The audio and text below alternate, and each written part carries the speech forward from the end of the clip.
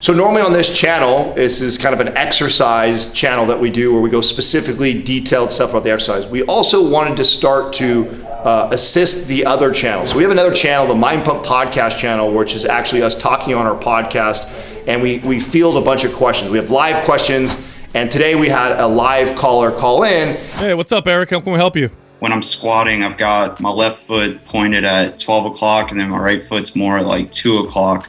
But one of them is externally rotating out more, and then what is probably happening is he's shifting to one side or another. You explain the feet, right? So you have a more of an extra rotation on the right side. Yeah, the right side is externally rotated more than the left side, correct? Just putting torsion going in one direction, right? And so the other trying to compensate. So he's feeling pinch, like a pinching sensation in his hip. The hip flexor that you're feeling that has pain or that is more tight, is it on your left or your right side? On the left side. Okay, it's on the opposite side that's externally rotating. Because of everybody's morphology and how different it is, you know, some people will be like, oh, well, my hips only do this, or I can only squat this way because of my morphology. Yeah, there's some truth to that. But if one foot is like this and then the other foot is way off, there's a major discrepancy from left to right. And so that is a key indication for me as a trainer that that person probably has better internal and external rotation of the hips on one side than the other side. This is why we make such a heavy emphasis on technique, form, intention. Addressing his ankle mobility, his foot strength. Then he works his way up to his hips on the internal, external rotation, the ability to abduct and adduct. If there's a major discrepancy, is when just by getting in this position, they will find, which when I get in this position, I want to sit up tall and straight. I'm going to look at my shoulder, my hip, my knee. I want to make sure it's all lined up. And they're going to probably have one side will be like this, where it's like hard for them to get their knee down to the ground. So, and then when they go to the other side, you know, they might find that it's really easy to get down, or, you know, that's the bad side. This and all that means that person has a hard time with externally rotating that hip. How you do this, the intent when you do the correctional exercise is so It's everything important. Yeah. Otherwise, it becomes actually kind of worthless because you're not detrimental. Exactly. Yeah. And then I can go and see if I can lift the backside up. And what you're looking for is the difference between left to right. I mean, because nobody is perfectly symmetrical and even on both sides. I'm trying to find on the left to right, which one of these do I have the hardest time lifting up? So for me personally, when I first started to do the 90-90, it was I believe it was my right side. When I get in this position, I will never forget when Dr. Brink was doing this with me, and he's like, okay, now lift your heel. And I had just done it on my left side, and then I was like, I can't. It doesn't move. And then I'm like, maybe I don't have the range of motion. He's like, no, you have the range of motion. And then he would grab it and he lift it up. He said, you could do it. You've just lost the neurological connection and strength and control to be able to internally rotate the hip right there.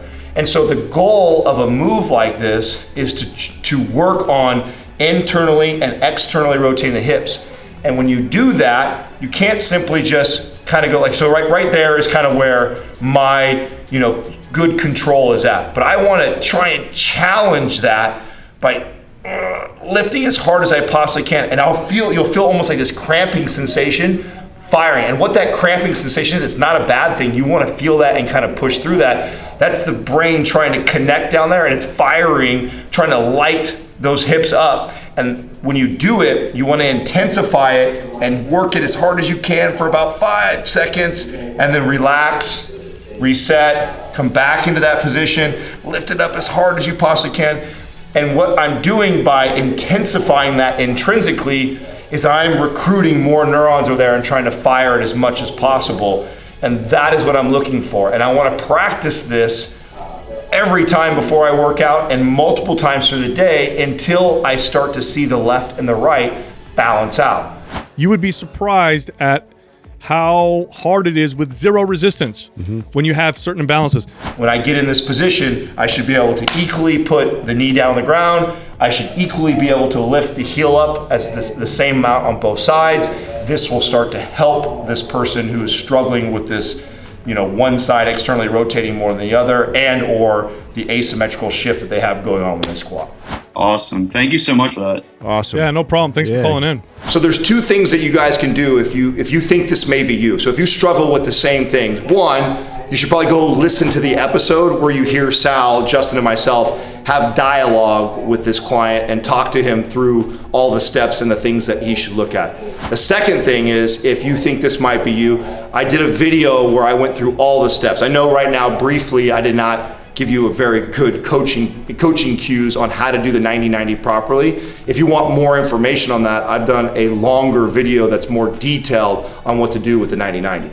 This guy, for example, so I'll give you a quick breakdown of, remember Eric from the show. This was his problem. He had hip external rotation imbalance. Talk to you about it, a visual of what it would look like, how common this could be, some potential causes of that, and then help you, or we can kind of discuss like what you would push to, so some free resources or programs to help towards that, and then as well you finishing up with the solution, the intention, what to emphasize on, frequency, and you kind of pretty much did all that. Yeah. But I think moving forward, that's a big thing that I want to approach you with. Not only do I think that's a great idea, but I even think this is a great idea.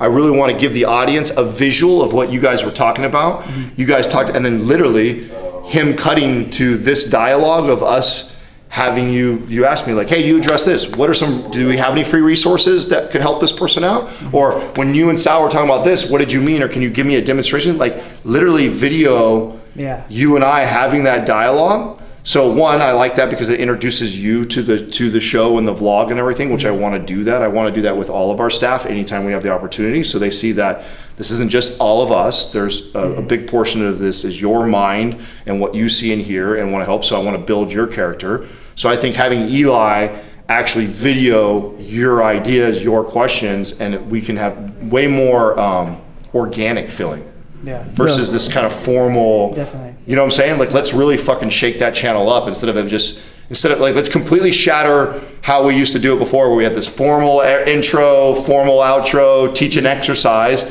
and let it be all about the episode. Hey, today's episode, Adam, you guys did this, this, and this. I thought it was really great. But you know what? I know there's a lot of listeners that probably have questions about what did you mean by this, or what would you do to help this, or do we have any resources to help these people? Right. And like, you almost like you're interviewing me, and then I'll answer everything. Just kind of picking your mind on that, diving deeper on what I know I would run in with, or what people would commonly have problems with.